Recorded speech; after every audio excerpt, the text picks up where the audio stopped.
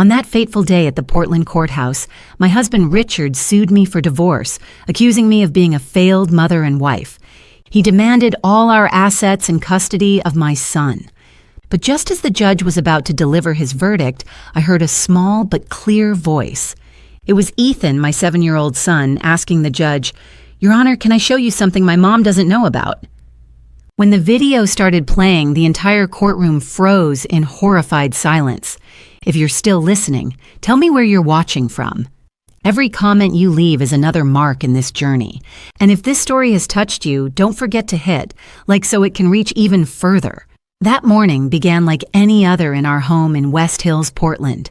I had been awake since dawn, moving quietly through our large kitchen. The faint aroma of fresh coffee mixed with the scent of pancakes I was preparing for breakfast. Outside, the typical Portland morning mist clung to the windows. I moved carefully, almost silently. Over the years, I had learned to be invisible in my own home, an effort not to disturb Richard's peace. At 6 a.m, I heard his footsteps coming down the stairs. Richard appeared in his freshly pressed shirt, looking immaculate as always. I immediately placed a mug of hot black coffee and a plate of breakfast on the table. He sat down without even glancing at me. "The coffee's bitter today," Richard said dryly, his eyes fixed on his phone screen. "I'm sorry, honey. I thought I measured it right this time," I replied softly, my voice barely above a whisper. He didn't respond. He simply pushed the plate slightly away and ate a few bites in silence. I stood near the table, waiting awkwardly for any other comment or request. There were none. The silence between us was so heavy and cold that it seemed to freeze the steam rising from his coffee cup. I couldn't remember the last time we had shared a breakfast filled with laughter. It was probably 2 or 3 years ago, back when Richard started working late and his business trips became longer and more frequent. I remembered when things were different, when Richard would pull me into his arms in this very kitchen, spinning me around while Ethan giggled from his high chair. When he would tell me I was the most beautiful woman in the world, when he would kiss my forehead and say I was the best thing that ever happened to him. Those memories felt like they belonged to a different lifetime, a different marriage, a different man. "Is Ethan up?" Richard asked without lifting his face from the phone. "Yes, honey, he's getting ready. He'll be down soon," I said. Sure enough, moments later, the sound of small footsteps echoed down the stairs. Ethan ran toward us in his neat Cedar Creek Private Academy uniform. His smile was bright, a stark contrast to the cold atmosphere of the morning. "Good morning, Mommy and Daddy," Ethan said cheerfully, kissing me on the cheek before heading toward Richard. Richard finally put down his phone and forced a slight smile toward our son. "Good morning, buddy. Finish your food. Daddy will take you to school." "Wow, I'm going with Daddy," Ethan exclaimed with pure joy. I exhaled quietly with relief. At least in front of Ethan, Richard still made an effort to show some warmth. This brief breakfast hour was the only family time we had anymore. As soon as Ethan finished eating, Richard stood up immediately, grabbed his briefcase, kissed Ethan on the forehead, and headed toward the front door. As always, he walked past me as if I didn't exist. Not a goodbye, not a kiss, not even a glance. Only the sound of his luxury car driving away left me alone in the vastness of our large, empty house. That afternoon, I picked Ethan up from school. This was my favorite time of the day. I loved listening to him chatter about his friends, his art class, and what he had for lunch. "Mommy, today I got 5 gold stars from Mrs. Rodriguez. I answered all the questions right," Ethan said happily, holding my hand as we walked to the car. "Wow, my son is so smart," I said sincerely, pinching his little nose gently. When we arrived home, while I was helping Ethan take off his shoes, I heard the sound of a motorcycle pulling up in front of our door. A uniformed courier called my name. "Maya, package for you." I frowned. I hadn't ordered anything. I walked to the door and received a large, thick, brown envelope. There was no sender name, only the logo of a law firm in the upper right corner. My heart began to beat uncomfortably fast. "Who is it, Mommy?" Ethan asked, following me. "I don't know, sweetheart. It's probably just junk mail." Go change, and then we'll have lunch," I said, trying to keep my voice steady. After Ethan ran upstairs to his room, I sat on the sofa in the living room. My hands trembled slightly as I ripped open the envelope. Inside was a thick stack of papers. The first sentence on the top page made me gasp for air. Petition for dissolution of marriage. My world seemed to stop. My ears were ringing. I reread the words, hoping my eyes had deceived me. Plaintiff, Richard Thompson. Defendant, Maya Thompson. Reason for the suit. The wife has totally failed in the fulfillment of her marital duties. I felt nauseous, failed. I had dedicated my entire life to this house, to this family. I had given up my career as a graphic designer at Richard's request. I had taken care of Ethan since the day he was born. I made sure Richard's shirts were spotless every morning. I kept our home immaculate. What did he mean by failed? I continued reading with shaking hands. My eyes went out of focus as I read Richard's demands. The demands were cruel and calculated. Richard wasn't just asking for a divorce. He was requesting full custody of Ethan, alleging that I was emotionally unstable and incapable of raising our child properly.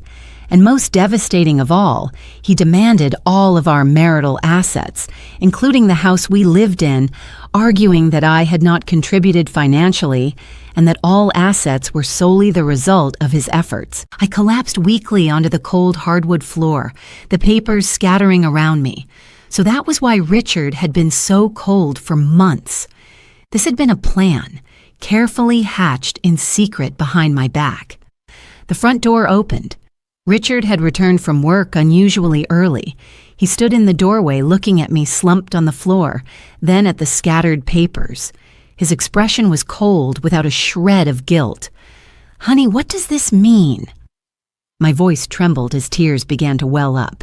Richard took off his shoes in silence. He walked over, loosening his tie. He didn't deny it or explain. He simply said coldly, "It's exactly what you read.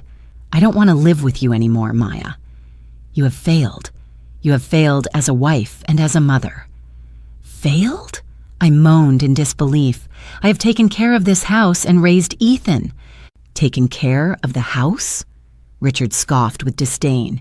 "The only thing you have done is spend my money. Ethan needs a better mother, a competent one, not someone who only knows how to cook and clean." "But all the property, this house and Ethan, you can't take them from me," I began to scream. Richard crouched down and looked at me with a sharp look filled with hatred I had never seen before. "I can and I will. My lawyer has all the evidence. You won't get anything, Maya. You will leave this house without a single dollar." He stood up and smoothed his suit. "And get ready.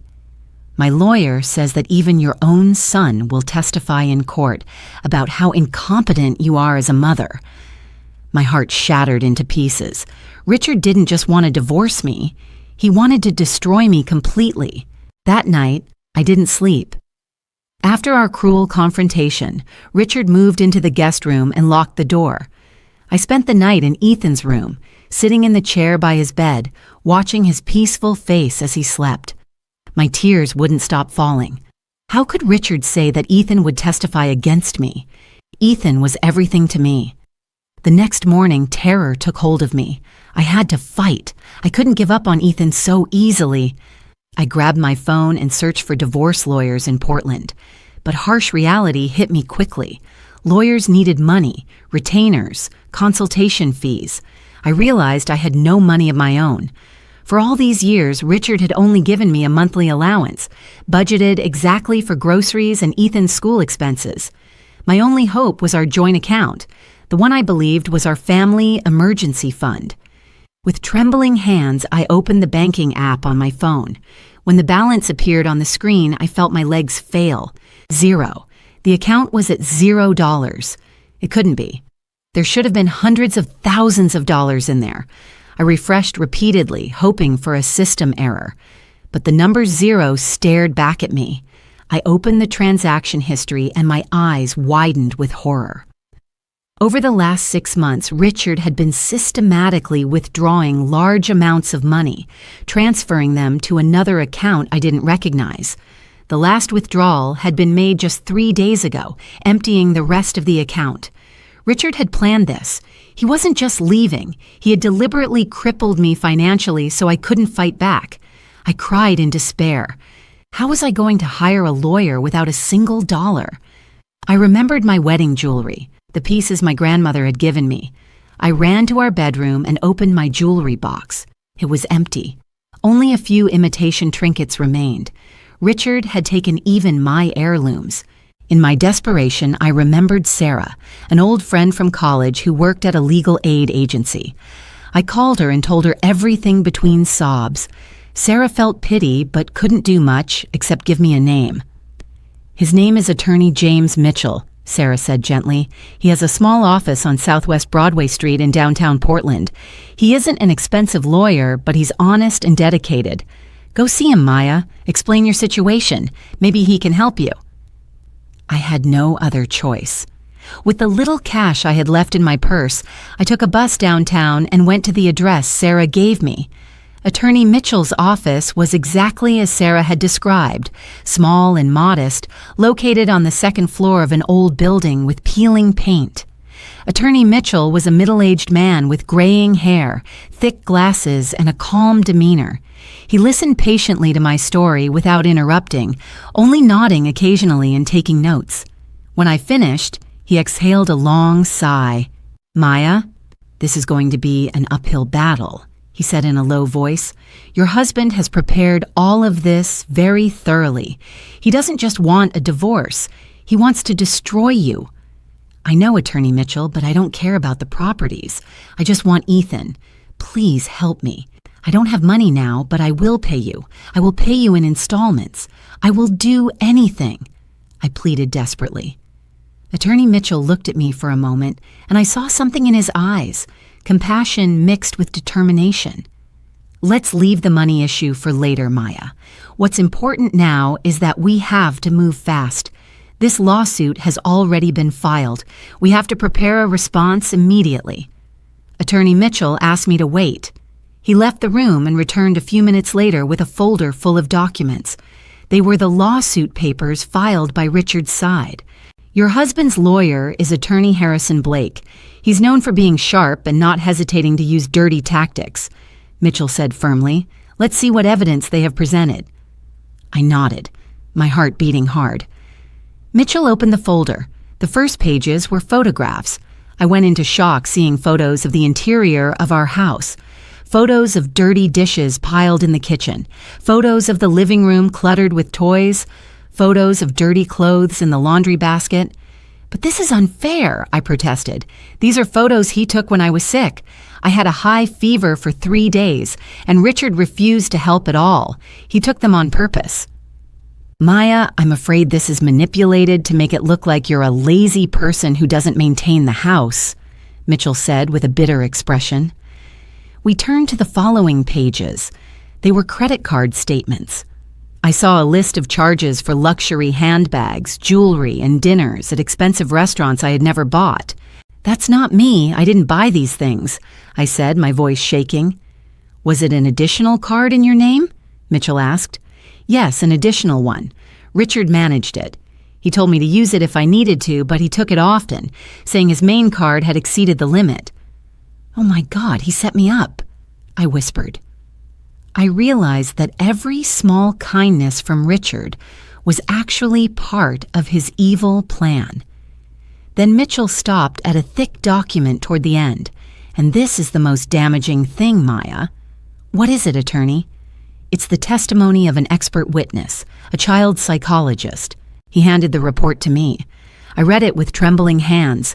The report was written in cold clinical terms. It said that the psychologist had conducted covert observations of my interactions with Ethan. The conclusion was devastating. I was emotionally unstable, neglected my son's needs, and was a detrimental mother to Ethan's psychological development. The report recommended full custody for Richard for the mental health of the child. This makes no sense. When was this observation done? "I never met a psychologist," I said, my voice shaking violently. According to this report, the observation was conducted in public places, at the park, at the mall, and when you picked up Ethan from school, Mitchell explained. That's crazy. Ethan always seemed happy with me. This is defamation. Who is this psychologist? Mitchell flipped the cover of the report. Her name is Dr. Olivia Carson. Here are all her credentials. She seems very professional and convincing. He looked at me seriously. Maya, do you know this woman? I shook my head, bewildered. My tears began to fall again. No, attorney. I have never seen her in my life. The reality of living under the same roof with the man who planned to destroy me became a silent hell. Richard had not left the house. He had simply moved into the guest room. The once warm house now felt like a frozen battlefield with emotional landmines hidden in every corner. I had to live with my enemy, see him every morning, and pretend everything was normal in front of Ethan. Richard executed his strategy perfectly in front of our son. He became the best father in the world. He started coming back from work earlier than usual, something he hadn't done in months. He brought expensive gifts. One evening, he came back with a big box featuring superheroes. "This is your new tablet, Ethan," Richard exclaimed, hugging our son. "This is much better than the old one. It has a better camera, and Daddy installed lots of games for you." Ethan's eyes lit up. "Wow, thanks, Daddy." I was folding laundry in the living room. I could only swallow hard. My heart ached. I knew what Richard was doing. He was buying our son's loyalty. I couldn't compete. I didn't have $1 to buy Ethan anything. "You see, buddy," Richard said, looking at me with a sneer while turning on the new tablet. "When you live with Daddy later, you'll be able to get a new toy every week, unlike someone who only knows how to fold clothes." I stopped moving my hands. I wanted to scream. I wanted to confront him, but I couldn't. Not in front of Ethan. If I got angry, it would only prove Richard's accusation that I was emotionally unstable. So I continued folding the clothes in silence, head bowed, letting Richard's poison fill the room. The terror continued daily. Richard systematically undermined my authority as a mother. If I prepared dinner, Richard came into the kitchen, tasted the food, and said in front of Ethan, "Honey, the soup is a little salty again. It's okay. Tomorrow we'll order takeout." I felt smaller and smaller, more and more invisible in my own home. I began to doubt myself. Did I really cook badly? Was I really incapable of being a good mother? One night, I couldn't sleep.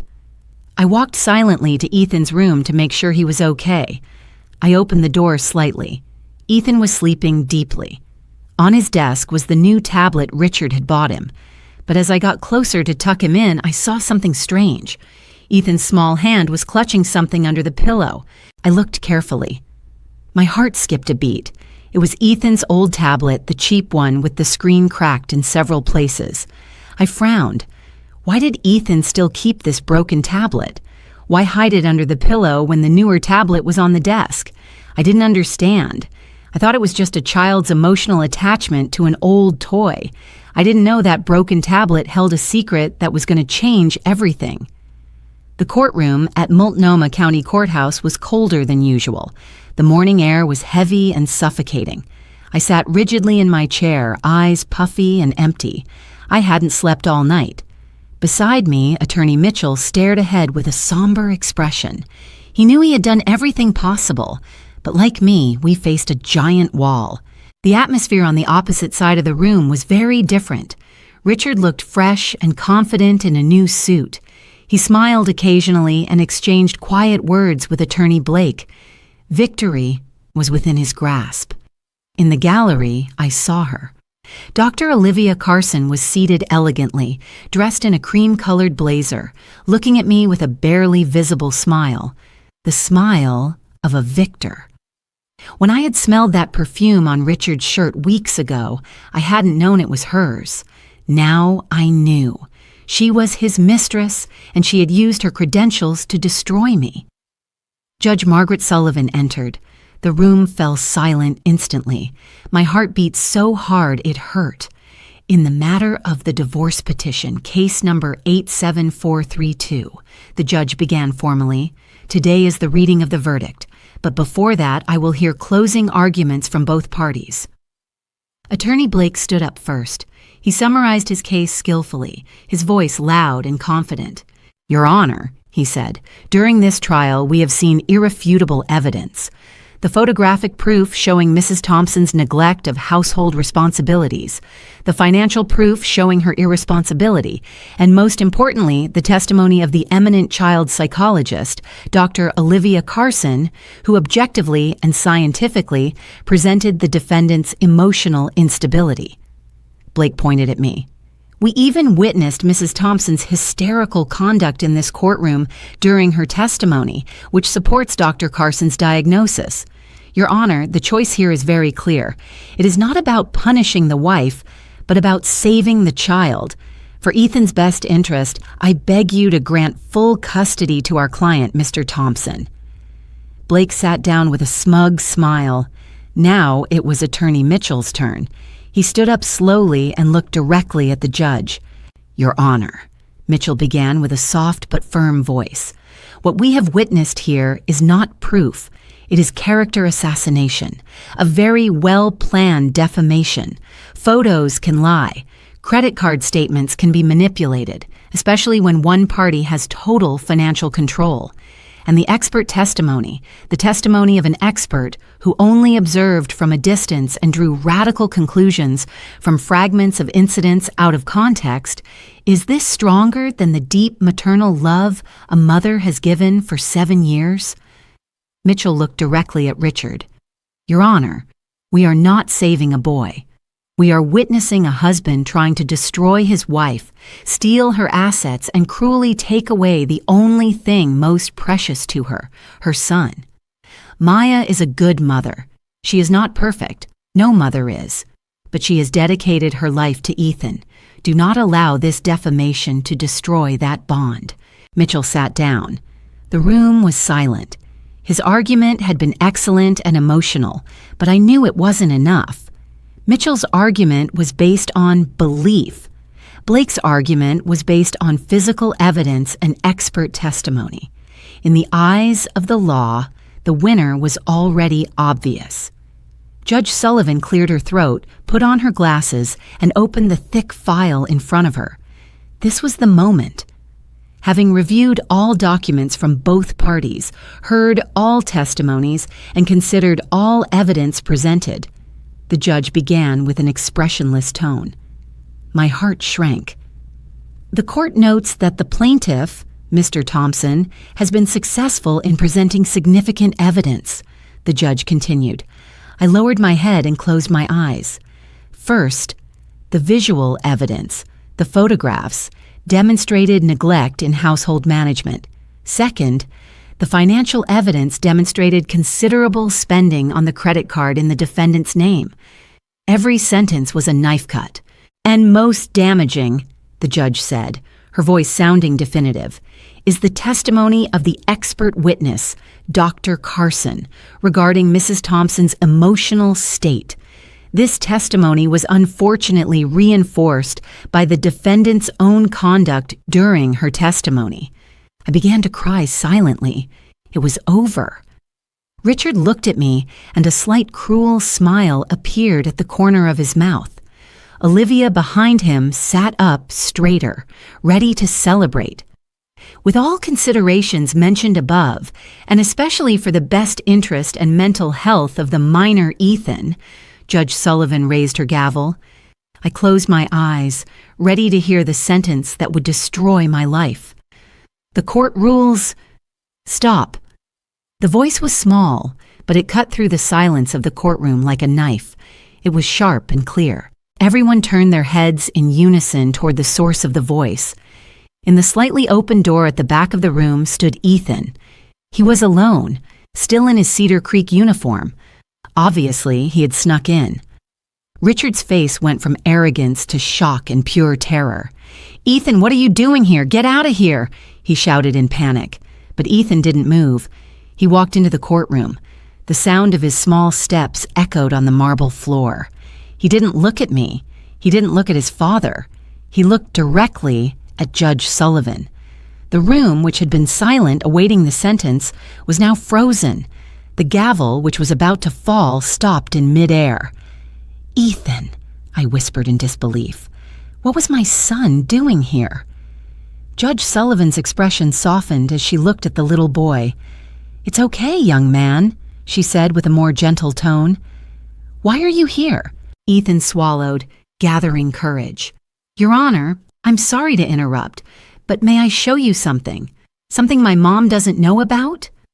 That phrase hung in the air. Something my mom doesn't know about. I frowned. What did he mean? Attorney Blake jumped up immediately. "Your Honor, this is absurd. A recording from a child cannot be used as evidence. This is an invasion of privacy." "That recording proves the lies of your expert witness, Attorney Blake," Mitchell retorted sharply, standing up quickly. "Enough arguing." Judge Sullivan banged her gavel. Her eyes, previously gentle toward Ethan, now shone intensely. She sensed there was something important here. "Clerk, help this child. Connect that device to the court monitors right now." "No!" Richard screamed desperately. He gripped the edge of the table with white knuckles.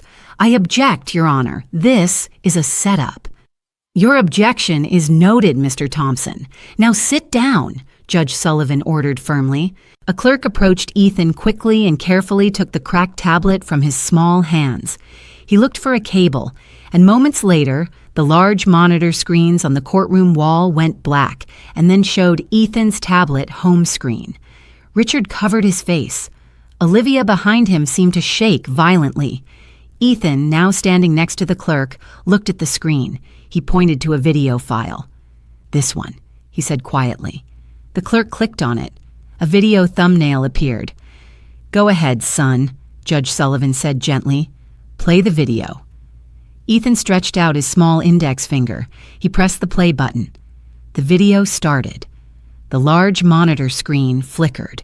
The shot was slightly shaky and tilted. The angle was low, as if recorded from behind something. I recognized it immediately.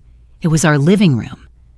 The video seemed to have been taken from behind the large potted plant in the corner where Ethan often hid during hide-and-seek.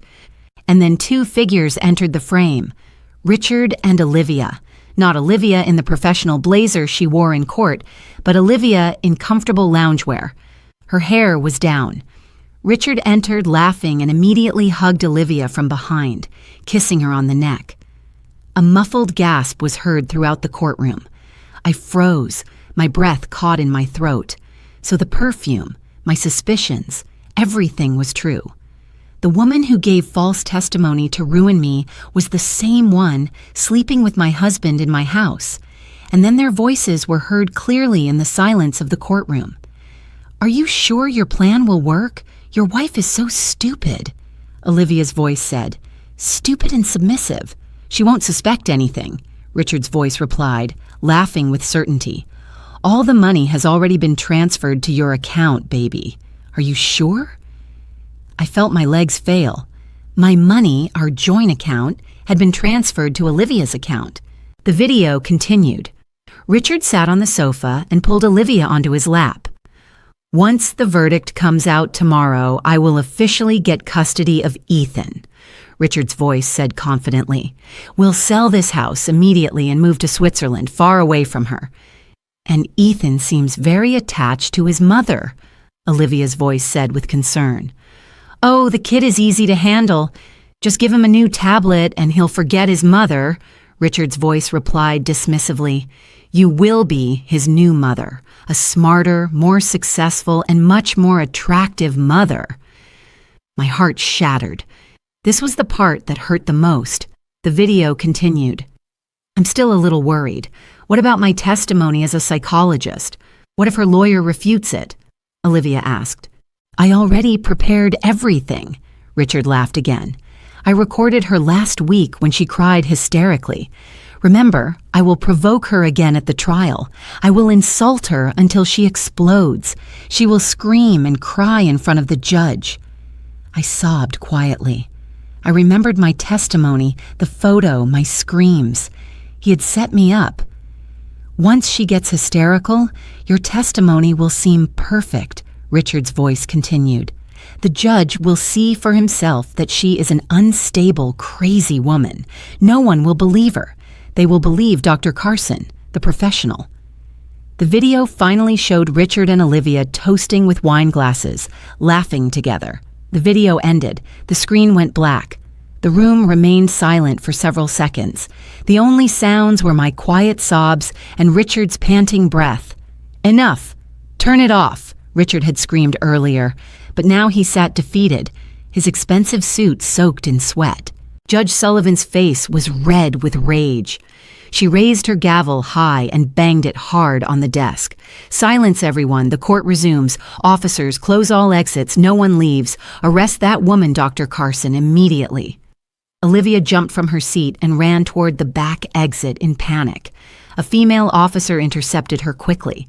Olivia collapsed on the floor, her professional mask completely fallen. She was no longer the calm and convincing psychologist. She was just a scared woman crying hysterically. The security guards dragged Richard to his chair.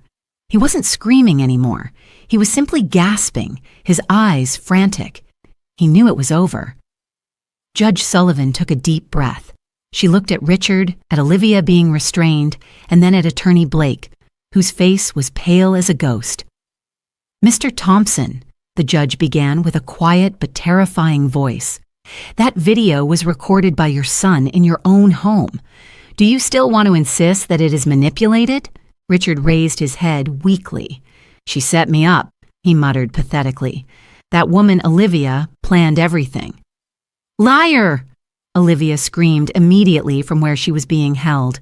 "You told me to do it. You told me you would marry me. You told me you would transfer all the money to my account." "Silence." Judge Sullivan banged her gavel again. "Both of you are guilty. Your confessions have already been recorded." Judge Sullivan turned to Olivia. "Miss Carson, you sat on this stand under oath and gave false testimony. You used your professional credentials to destroy a mother's life and aid in a crime. You not only violated your code of ethics, but you committed perjury before this court." She looked at Attorney Blake. "Attorney Blake, did you know or should you have suspected that the evidence you presented, including this testimony, was false? You tried to provoke the witness to fit your client's narrative. You have disgraced this profession. I will have the Ethics Committee revoke your law license." Blake bowed his head, unable to say anything. Finally, Judge Sullivan looked at Richard. Her gaze was so piercing it seemed to cut through him. "Mr. Thompson, you entered this courtroom demanding justice. You accused your wife of failure, demanded her assets, and most heinous of all, demanded to separate a child from his mother." She lifted Richard's lawsuit file. "Let's review your lawsuit. First, the accusation that the wife failed and neglected the home. Proven false. The video demonstrated you conspired to defame her." She threw a sheet from the file to the floor. "Second, the accusation that the wife was financially irresponsible. Proven false. The video is a confession that you stole money from your joint account and transferred it to your mistress. This is not just defamation. It is theft." She threw the second sheet. "Third, the accusation that the wife was emotionally unstable, backed by false expert testimony, proven as a blatant scheme. The video proves you conspired to provoke your wife, record her in secret, and use it to deceive this court." She threw the third sheet. "Your entire lawsuit is a pile of garbage based on lies, greed, and adultery. The court dismisses entirely the divorce petition presented by Mr. Thompson." The gavel struck hard. The court will not stop here. Based on this irrefutable evidence, the court rules to protect the victim. Judge Sullivan raised one finger. One. Full custody of the minor Ethan is granted unconditionally to his biological mother, Mrs. Maya Thompson. I gasped. The tears now flowing were tears of relief. 2. Mr. Thompson's divorce suit has been dismissed. However, the court suggests that Mrs. Thompson file a countersuit right now. Mrs. Thompson, do you wish to divorce your husband? Attorney Mitchell whispered to me. I looked directly at Richard with a trembling but firm voice. "Yes, Your Honor, I demand a divorce right now." "Good," Judge Sullivan exclaimed. "The court grants the divorce to Mrs. Thompson on the grounds of adultery and fraud by the husband. Full custody to Mrs. Thompson. 3. All assets in the name of Mr. Thompson and Miss Carson will be frozen immediately. The court orders a full investigation to trace all funds stolen from Mrs. Thompson. The house currently occupied is declared total property of Mrs. Thompson and Ethan. And 4, based on the video evidence and the confessions in this room, I order the immediate arrest of Mr. Thompson and Miss Carson for multiple criminal offenses, including conspiracy to commit fraud, perjury, domestic theft, and tampering with evidence in a court of law. Take them away." The security guards immediately handcuffed Richard. The man who had entered that morning with arrogance was now taken out with his head bowed. He walked past me. He didn't dare look me in the eye. Olivia was also handcuffed, her screams dried up, leaving only a puffy and devastated face. She was dragged away. Her career and her freedom were gone. Attorney Mitchell smiled from ear to ear. "We won, Maya. We won." I couldn't speak. I simply stood up and walked slowly toward the center of the room. Ethan ran toward me. I knelt and hugged my son tightly as if hugging my savior. I cried on his small shoulders, not tears of sadness, but tears of a mother saved by her little hero. The aftermath of that judgment day spread like wildfire. The story of the broken tablet made headlines everywhere in Portland. The story of the greedy husband, the corrupt psychologist, and the 7-year-old hero dominated local news for weeks. By order of Judge Sullivan, all of Richard and Olivia's assets were frozen. The investigation proved that Richard had transferred nearly $1 million to Olivia's account over the last year. All the money was seized and returned to my new account. The punishment for the villains was swift and severe. Given the overwhelming evidence, Richard was sentenced to 12 years in prison for fraud, theft, and perjury. Olivia, whose psychologist credentials turned out to be real but criminally used, was sentenced to 8 years, and her license to practice was permanently revoked. Attorney Blake was immediately disbarred by the Ethics Committee and faced criminal charges for his participation in the conspiracy. Karma had been paid in full. 3 months after that judgment day, I found myself sitting on a bench at Washington Park, watching Ethan play on the swings. The weight of worry was gone from my face. We had moved, not to another big house, but to a modest and cozy 3-bedroom apartment in a quiet neighborhood. It was full of photos of the two of us and smelled of cookies I had baked that morning. I had started a small catering business from home. My culinary skills, which Richard always belittled, were now praised by many clients. Orders were coming in steadily. I was busy and tired, but happy. I was independent. I was free. "Mommy, look." Ethan ran toward me, his hands dirty with soil from the small garden plot we had claimed. "The flowers are going to bloom soon." I smiled, stroking his hair gently. "Wow, my son is very good at planting things." We sat side by side for a while, enjoying the afternoon sun filtering through the trees. There was a question I hadn't had the chance to ask calmly until now. "Ethan," I began softly, "can I ask you something?" "What, Mommy?" He looked at me with his clear, innocent eyes. "The video on the old tablet. Why? Why did you record it?" Ethan was silent for a moment, as if remembering. "Because I didn't like Auntie Olivia." "Why didn't you like her?" "Auntie Olivia pretended to be nice. She smiled at you and talked to you at the mall. But when you went to the bathroom, she told Daddy, 'Your wife takes too long.' And in the park, too. She saw me fall, but she told Daddy that you weren't watching me. But you were watching me, Mommy. You were always watching me." I was amazed. My little son was such a sharp observer. "And that night," Ethan continued, "Daddy said he was working late, but I heard his car come back early. I wanted to show Daddy my new drawing. But when I went downstairs, I saw Daddy come in with Auntie Olivia. Daddy hugged her right away and kissed her. I got scared, so I hid behind the flower pot." "So you recorded from there?" I said softly. Yes, I used the old tablet to record. I remembered you told me once that if there are bad people, there must be proof, and I had the old tablet with me. My heart warmed. I had forgotten I had said that, but Ethan had remembered. But sweetheart, I asked, this was the most important question. Why didn't you tell me? Why did you keep it a secret? Ethan looked down, his voice low. Daddy said Mommy shouldn't know. I frowned. Daddy told you that?